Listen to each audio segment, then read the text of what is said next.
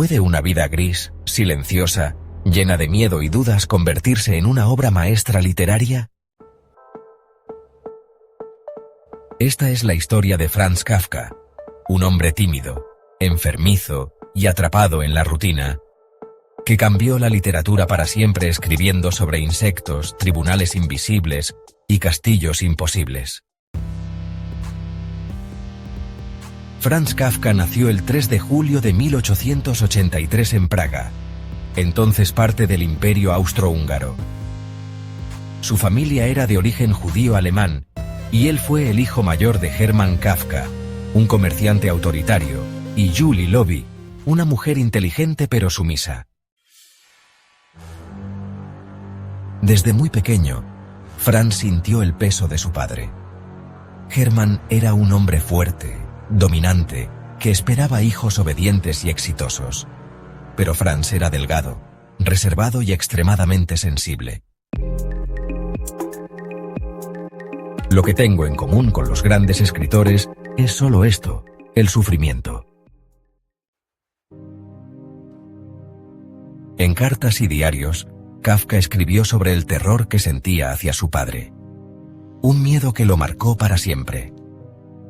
Este conflicto familiar se convertiría en el núcleo de muchas de sus obras. Kafka fue un estudiante excelente. Se graduó en Derecho en la Universidad Alemana de Praga, pero odiaba la carrera. Mientras trabajaba en oficinas de seguros, pasaba las noches escribiendo. Dormía poco, comía mal y vivía con un profundo sentimiento de culpa y ansiedad. Su vida social era limitada. Tenía pocos amigos, entre ellos el escritor Max Brod, quien sería clave en su legado. Tuvo relaciones amorosas intensas, como con Felice Bauer, pero todas terminaban en rupturas provocadas por sus propios miedos. Kafka se sentía culpable por desear el amor y culpable por no poder entregarse por completo a nadie. En su mundo interior, todo era laberinto. A lo largo de su vida, Kafka escribió cuentos y novelas que reflejaban sus obsesiones. La culpa sin causa, la ley inalcanzable, el absurdo de la autoridad y, por supuesto, la metamorfosis del yo. Su estilo era preciso, sobrio y profundamente simbólico. Entre sus obras más conocidas están La Metamorfosis, publicada en 1915.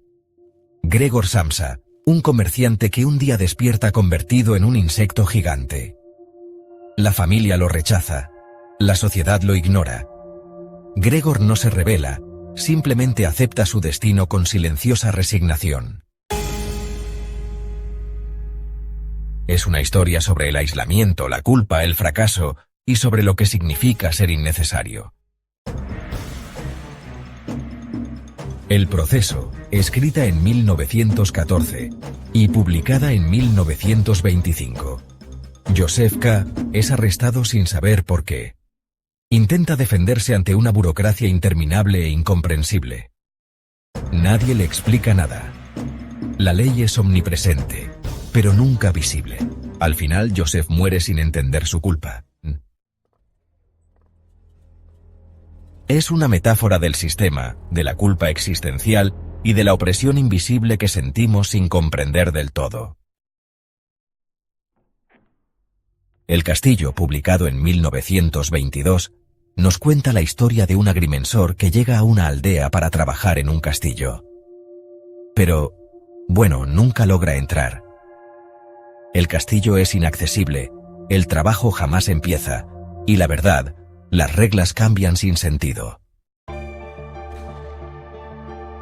El castillo representa esa autoridad inalcanzable, ese sentido que siempre se escapa, es, en definitiva, un reflejo del alma kafkiana. Desde joven, Kafka padeció múltiples enfermedades, pero en 1917 fue diagnosticado con tuberculosis, una enfermedad sin cura en la época. Esto lo obligó a retirarse parcialmente de su empleo y a pasar temporadas en sanatorios. La enfermedad acentuó su sensación de fragilidad física y emocional. Kafka temía contagiar a otros. Se aislaba, se culpaba. Durante sus últimos años, escribió menos ficción, pero, curiosamente, sus diarios se volvieron más intensos y filosóficos. A pesar de todo, nunca dejó de escribir. Kafka sentía que la escritura era su única forma de existir plenamente. Escribir significa abrirse una herida.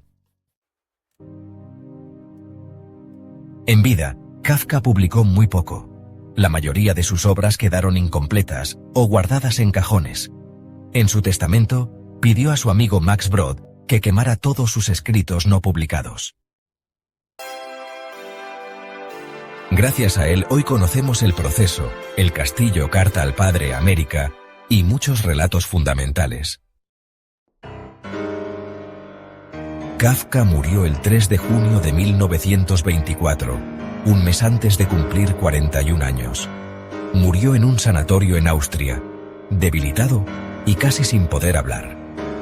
En sus últimos días, apenas podía comer, pues la tuberculosis le había afectado la garganta. Murió sin saber que cambiaría la literatura del siglo XX. Franz Kafka no fundó escuelas literarias, no organizó movimientos, no buscó fama, pero sus historias llegaron al corazón del siglo XX. Después de su muerte, fue descubierto por autores como Albert Camus, Jean-Paul Sartre, Gabriel García Márquez y Milán Kundera. Su estilo influenció el teatro del absurdo, el existencialismo, el cine expresionista y hasta la psicología. El término kafkiano hoy describe situaciones donde, bueno, todo es burocrático e incomprensible. La ley oprime sin sentido. La lógica parece absurda. El individuo es insignificante. En un mundo moderno lleno de trámites, tecnología impersonal, algoritmos invisibles y soledad urbana, Kafka se vuelve más actual que nunca. Uno de los textos más dolorosos de Kafka es la Carta al padre, escrita en 1919. Nunca se la entregó, pero es bueno, un testimonio brutal. Allí, Franz explica por qué nunca pudo sentirse digno frente a su padre. Describe con precisión su miedo, su angustia infantil, su parálisis emocional. Tú puedes estar frente a mí y gritarme, yo no puedo resistir ni tu mirada. Esta carta no es solo un documento biográfico, es también una clave para entender a Gregor Samsa, a Joseph K., a l'Agrimensor. Todos son hombres incapaces de vivir según las reglas del mundo que los rodea. Y en el fondo todos son Franz. ¿Qué hace que un escritor que publicó tan poco, que vivió sin fama y murió tan joven, se haya convertido en uno de los autores más importantes de la historia? Kafka nos habla a todos porque describe el malestar de existir, la culpa sin causa, la búsqueda de sentido, el miedo a ser inadecuados. Y lo hace sin grandes discursos, sin héroes, sin finales felices.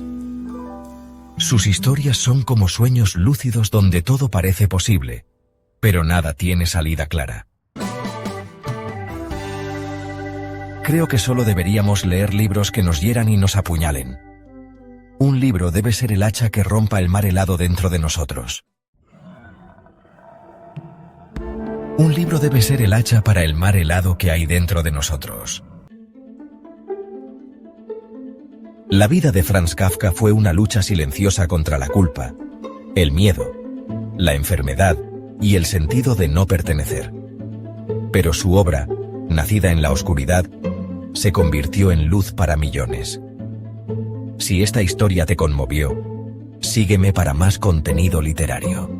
Cada semana, exploramos la vida de grandes escritores que con sus palabras rompieron muros invisibles. Porque detrás de cada obra, hay una vida intensa, como la de Kafka. Quizá haya solo una razón por la que no me mato. para no dar gusto a mis enemigos. Pero ni siquiera estoy seguro de tener enemigos. Tal vez sea simplemente que el pensamiento del sufrimiento que provocaría mi muerte es más doloroso que el sufrimiento de vivir.